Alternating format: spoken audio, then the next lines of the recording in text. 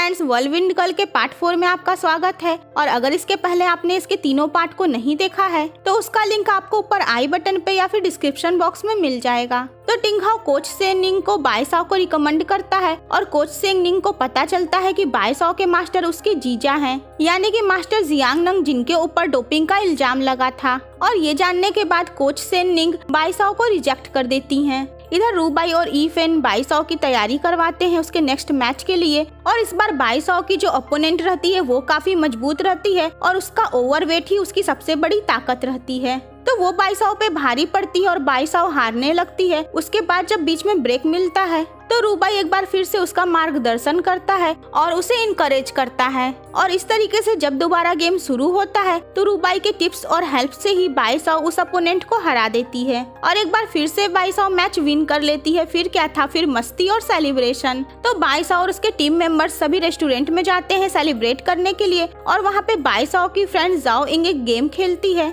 और उस गेम को खेलने में बाई साओ और रू बाई को एक साथ एक कॉटन कैंडी खाना होता है। तो उस कॉटन कैंडी को खाने के दौरान दोनों काफी क्लोज आ जाते हैं और बाई साओ एम्बैरेस होकर वहाँ से चली जाती है। और वहीं रू बाई बाकी लोगों से कहता है कि अगर कुछ हो गया रहता तो तुम लोगों को अच्छे से डांट सुनाता। तो सभी वही रेस्टोरेंट में ही रुककर मस्ती करते हैं और बाई साओ उसी दौरान सो जाती है। इसलिए रू बाई उसे अपनी पीठ पर उठाकर वहाँ से ले जाता है। फ्रेंड्स, नेक्स्ट डे हम देखते हैं कि टिंगी और चुयान एक रेस्टोरेंट में मिलते हैं और टिंगी ये कहकर अपसेट होती है कि जब से उसकी मॉम के साथ वो इंसिडेंट हुआ है उसके बाद से वो चुयान के साथ अपना कोई भी बर्थडे सेलिब्रेट नहीं कर पाई है। हालांकि इन सालों में चुयान टिंगी को हमेशा ही उसके बर्थडे पे अपनी विशेष भेजता रहता था। तो टिंगी का बर्थडे नेक्स्ट वीक ही रहता है और उसी समय रेस्टोरेंट में टिंगी का भाई टिंग हाओ भी पहुंचता है उसका बर्थडे ऑर्गेनाइज करवाने के लिए। तो टिंग हाओ टिंगी और चुयान को एक साथ देखकर गुस्सा हो जाता है और उसके बाद वो जाकर टिंगी के ऊपर गुस्सा होता है कि वो चुयान के साथ क्या कर रही है। टिंगी कहती है कि बस बहुत हुआ, मैं 4 सालों से तुम्हारी बात मान रही हूँ और चुयान से दूरी बनाकर हूँ। लेकिन टिंग हाओ काफी गुस्से में रहता है। वैसे भी वो चुयान को किसी भी तरीके से फाइट करके हराना चाहता है। तो टिंग हाओ उसी समय चुयान को फाइट के लिए चैलेंज करता है। तो टिंग हाओ जिसका पारा 7वें आसमान पे रहता है, वहीं चुयान काफी शांत रहता है। तो चुयान उससे कहता है कि ठीक है, अगर तुम्हें फाइट करके ही संतुष्टि मिलती है तो कर लो। उसके बाद टिंग हाओ उसके ऊपर अटैक करता है लेकिन चुयान फाइट बैक नहीं करता है और इसलिए वो हर्ट हो जाता है। तो टिंग हाओ चुयान को एक जोर का किक मारने ही वाला रहता है लेकिन टिंगी बीच में आ जाती है और उसके हाथ में चोट लग जाती है। उसके बाद टिंगी अपने भाई के ऊपर गुस्सा होती है और कहती है कि जो भी उनके मॉम के साथ हुआ वो सिर्फ एक एक्सीडेंट था, जानबूझकर किया हुआ नहीं था।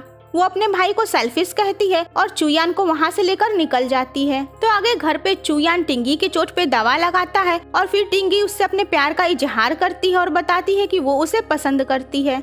लेकिन चुयान कहता है कि वो उसे सिर्फ एक छोटी बहन की तरह मानता है। तो टिंगी को उसके बातों पे भरोसा नहीं होता है। वो कहती है कि उसे पता है कि वो ऐसा इसलिए कह रहा है क्योंकि टिंग हाओ उन दोनों के रिलेशन के खिलाफ है। इधर बाई साओ, रू बाई और उसका फ्रेंड ई फेंग फाइनल मैच के लिए काफी ज्यादा प्रैक्टिस करते हैं क्योंकि इस बार रू बाई और बाई साओ के जो ओपोनेंट रहते हैं वो काफी स्ट्रॉन्ग रहते हैं और वो रहते हैं टिंग हाओ और उसकी बहन टिंगी। तो रू बाई बाई साओ से बताता है कि चुयान, टिंग हाओ, टिंगी जैसे लोग नेचुरल टैलेंटेड रहते हैं और वो लोग गिफ्टेड रहते हैं इसलिए आसानी से जीत जाते हैं। वहीं बाई साओ और उसके जैसे लोगों को हार्ड वर्क करना पड़ता है उस लेवल तक पहुँचने के लिए। और फ्लैशबैक में दिखाया जाता है कि चुयान गेम चैंपियन बना था और सभी सेलिब्रेट कर रहे थे और फिर आगे लेकिन टिंग हाओ रू बाई को हरा दिया बुरी तरीके से। और साथ ही वो रू बाई को चैलेंज किया कि आज से सुंग बाई हॉल वाले ऐसे ही हमेशा हारेंगे। तो फर्स्ट मैच रहता है ई फेंग का और ई फेंग अपने अपोनेंट के खिलाफ हार जाता है और काफी ज्यादा दुखी हो जाता है। वो रोता है और बाई साओ की फ्रेंड जाओ इंग उसे अपना टिश्यू पेपर देती है आंसू पोंछने के लिए। तो फ्रेंड्स, मैच के पहले बाई साओ चुयान से मिलती है और चुयान उसे इनकरेज करता है कि वो मैच में जीत सकती है। वो उसे गुड लक देता है और साथ में ही उसे एक स्ट्रॉबेरी हेयर बैंड गिफ्ट करता है। तो फ्रेंड्स, आगे बाई साओ का फाइनल मैच रहता है और ड्रामा वहीं पे पहुंच जाता है जहां से ये शुरू हुआ था। बाई साओ और टिंगी के खिलाफ फाइनल मैच था और टिंगी बाई साओ के हेयर बैंड को देखकर जेलस हो गई थी क्योंकि उसने उस हेयर बैंड को चुयान के घर नोटिस किया था और उसे ऐसा लगा था कि वो हेयर बैंड चुयान ने उसके लिए लिया है। तो बाईसाओ और टिंगी में जबरदस्त मुकाबला चलता है और टिंगी बाईसाओ के ऊपर भारी पड़ती है। हालांकि ब्रेक के दौरान एक बार फिर से जब रूबाई उसे गाइड करता है तब बाईसाओ गेम में कुछ पॉइंट स्कोर कर ही लेती है, और खास करके तब जबकि उसके मास्टर खुद उसका मैच देखने वहाँ पर आ ही गए रहते हैं। तो बाईसाओ हिम्मत नहीं हारती है और गेम में डटी रहती है, लेकिन फिर भी जैसा कि हमें पता ही था एट द लास्ट टिंगी ही जीतती है और बाईसाओ को किक करके बेहोश कर देती है। तो चुयान भी तब तक वहां पहुंच गया था और तीनों हीरो बाईसाओ की तरफ दौड़े थे और रूबाई बाईसाओ को पकड़ लिया था। तो आगे बाईसाओ को होश आता है और वो अपने आप को चुयान के घर पाती है और वहां पर उसके साथ उसके मास्टर भी रहते हैं। बाईसाओ कहती है कि वो इस बार हार गई लेकिन अगले बार वो और भी ज्यादा मेहनत करेगी। तो उसके मास्टर कहते हैं कि उन्हें ऑलरेडी उसके ऊपर काफी प्राउड है। उसके मास्टर बाईसाओ से कहते हैं कि वो एक दिन चैंपियन जरूर बनेगी और बाईसाओ अपने मास्टर से रिक्वेस्ट करती है कि वो इसी सिटी में वापस रुक जाएं और उसके मास्टर मान भी जाते हैं। तो आगे बाईसाओ अपने मार्शल आर्ट्स हॉल आती है और वो देखती है कि उसके सारे टीममेट्स कल के मैच की वजह से काफी ज्यादा सैड हैं।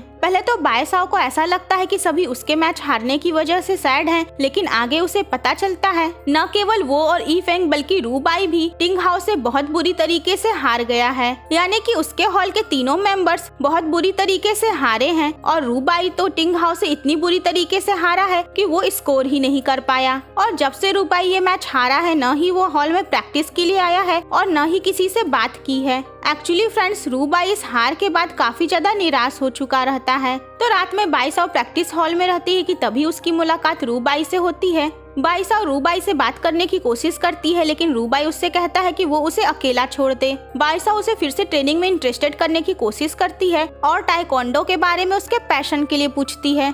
तो रूबाई उसे बताता है कि उसे बचपन से ही ताइक्वांडो से प्यार था और वो इस मार्शल आर्ट्स फैमिली से भी प्यार करता था, जिसमें चुयान, उसके मॉम डैड और उसकी मॉम शामिल थी। और जब भी चुयान कोई भी मैच जीतता था तो वो उसके लिए काफी प्राउड फील करता था। लेकिन एक सैड इंसिडेंट जब टिंग हाओ की मॉम कोमा में चली गई और चुयान ने गेम से क्विट कर दिया, तब से सब कुछ बदल गया। हालांकि रूबाई ने अपने इस डोजो फैमिली को फिर से एक करने की कोशिश की थी। वो बताया कि जब से चुयान ने खेलना छोड़ दिया तब से टिंग हाओ ने सब कुछ मिसरेबल कर दिया, क्योंकि हर बार टिंग हाओ की ही जीत होती थी। तो रूबाई ने ये ठाना था कि वो खूब मेहनत करके टिंग हाओ को हरा देगा, लेकिन एक बार फिर से उसे टिंग हाओ से मुंह की खानी पड़ी। और ये हार ये साबित करती है कि वो चाहे जितनी भी मेहनत कर ले उसके अंदर कोई भी इम्प्रूवमेंट नहीं हुआ है।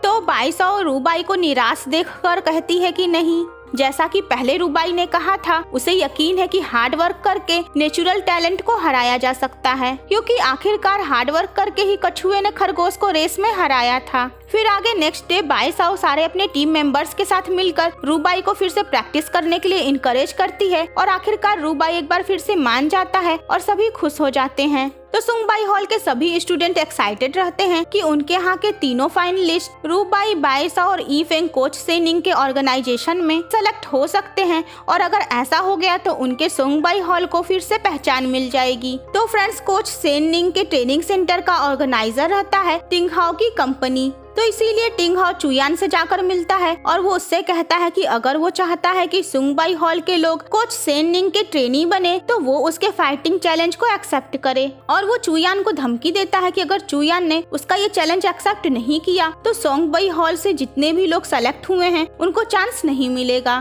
तो बाईसाओ और उसके टीममेट्स भी ये सारी बातचीत सुनते हैं।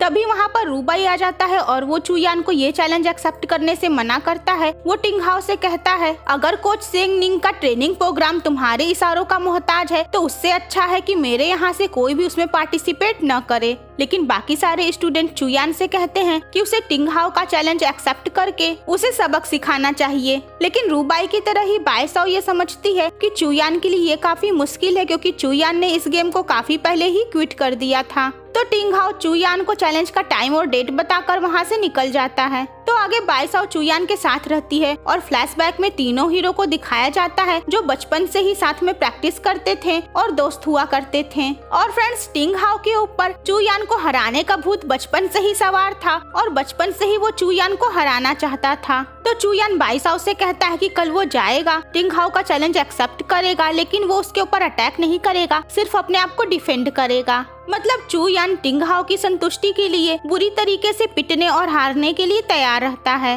लेकिन बाईसाओ अपने रहते ऐसा कैसे होने दे सकती है। तो इसीलिए दूसरे दिन चूयान की जगह बाईसाओ पहले ही वहाँ पहुँच जाती है और टिंगहाओ बाईसाओ को देखकर सरप्राइज्ड हो जाता है। बाईसाओ टिंगहाओ को फाइट के लिए चैलेंज करती है और कहती है कि अगर वो जीती तो वो चूयान को परेशान करना बंद कर देगा। टिंगहाओ कहता है कि ठीक है, लेकिन मुझे किसी लड़की को फाइट में हराकर क्या मिलेगा, लोग उसके ऊपर हंसेंगे ही, और इसलिए वो एक अलग तरह का चैलेंज रखता है और कहता है कि अगर बाईसाओ ने इसमें उसको हरा दिया तो वो चूयान को परेशान करना बंद कर देगा। एंड वो काफी ऊंचाई पे एक फ्लावर पॉट बांध देता है और उसके बाद कहता है कि इसे ब्रेक करने का केवल एक ही चांस मिलेगा और उसी में इस पॉट को ब्रेक करना है। वो कहता है कि अगर बाईसाओ इस चैलेंज को हार गई तो चूयान को खुद आकर उससे फाइट करनी होगी, और अगर वो नहीं आया तो सुंगबाई हॉल से कोई भी उस ट्रेनिंग सेंटर में नहीं जाएगा। तो सबसे पहले टिंगहाओ एक ही चांस में उस पॉट को ब्रेक करके बाईसाओ को दिखाता है। बाईसाओ ये देखकर नर्वस हो जाती है और सोचती है उसके में तो इतनी स्ट्रेंथ ही नहीं है कि वो एक ही किक में इस फ्लावर पॉट को ब्रेक कर दे, बट वो हिम्मत नहीं हारती है और कोशिश करने जाती है। और उसी समय चूयान, रूबाई और उसका फ्रेंड भी वहाँ पर पहुँचते हैं। तो बाईसाओ कूद कर पहला किक मारती है। जब वो काम नहीं करता है तो वो उसी अटेम्प्ट में 2 किक और लगाती है और इस तरीके से बाईसाओ ट्रिपल किक करती है और उसके इस ट्रिपल किक को देखकर सभी इम्प्रेस हो जाते हैं। हालांकि वो पॉट उस समय टूटता नहीं है। तो चूयान और रूबाई अंदर आते हैं और उसके बाद टिंगहाओ बाईसाओ से कहता है कि तुम तो हार गई और अब चूयान को मुझसे फाइट करनी होगी। तो बाईसाओ भी चूयान और रूबाई को देखती है तो वो उनके सामने ये एक्सेप्ट नहीं करना चाहती है कि वो वहाँ पर चूयान की वजह से आई थी। तो चूयान न चाहते हुए भी फाइट करने के लिए रेडी हो जाता है, लेकिन रूबाई कहता है कि वो सुंगबाई हॉल से है, इसलिए वो टिंगहाओ से फाइट करेगा। और इसी इंटेंस मूवमेंट पे अचानक वो पॉट ब्रेक हो जाता है, जिसका मतलब ये हुआ कि बाईसाओ जीत गई। और इसके बाद बाईसाओ खुश हो जाती है और वो टिंगहाओ से कहती है कि मैं जीत गई और तुम्हें अब अपना प्रॉमिस पूरा करना होगा। टिंगहाओ कहता है बाईसाओ बाईसाओ, आखिर इस चूयान में ऐसा है क्या इम्पोर्टेंट जो तुम उसको इतना प्रोटेक्ट करना चाहती हो। बाईसाओ को समझ में नहीं आता है कि इसका जवाब कैसे दे, और तभी फिर टिंगहाओ कहता है कि जाने दो, ये बात उतनी इम्पोर्टेंट नहीं है, हम बाद में इस बारे में बात करेंगे। फिर आगे एक बार फिर से टिंगहाओ कोच सेन निंग के पास जाता है और उन्हें अपने ट्रेनीज की लिस्ट में बाईसाओ को शामिल करने के लिए कहता है। तो कोच सेन निंग इसका तो कुछ जवाब नहीं देती हैं, लेकिन हाँ वो इतना जरूर कहती हैं कि तुमने अपना बदला पूरा करने के चक्कर में मेरे ट्रेनिंग सेंटर का नाम इस्तेमाल किया। तो आगे खैर उन ट्रेनीज के नाम का लिस्ट आता है जो कोच सेन निंग के यहाँ ट्रेनिंग लेने वाले रहते हैं, लेकिन उसमें बाईसाओ का नाम नहीं रहता है। सुंगबाई हॉल से रूबाई और ईफेंग सेलेक्ट हुए रहते हैं, लेकिन बाईसाओ सेलेक्ट नहीं हुई रहती है, और ये जानने के बाद बाईसाओ का दिल टूट जाता है और वो बहुत दुखी हो जाती है। तो फ्रेंड्स, बाईसाओ उस ट्रेनिंग सेंटर को कैसे ज्वाइन करेगी और उसका वर्ल्ड चैंपियन बनने का सपना कैसे पूरा होगा और रूबाई उसकी कैसे हेल्प करेगा, और ये लव स्टोरी आगे कौन सा मोड़ लेने वाली है, ये सब तो आपको इस वीडियो के नेक्स्ट पार्ट में ही पता चलेगा। तो मिलते हैं नेक्स्ट पार्ट में, तब तक के लिए bye bye and take care.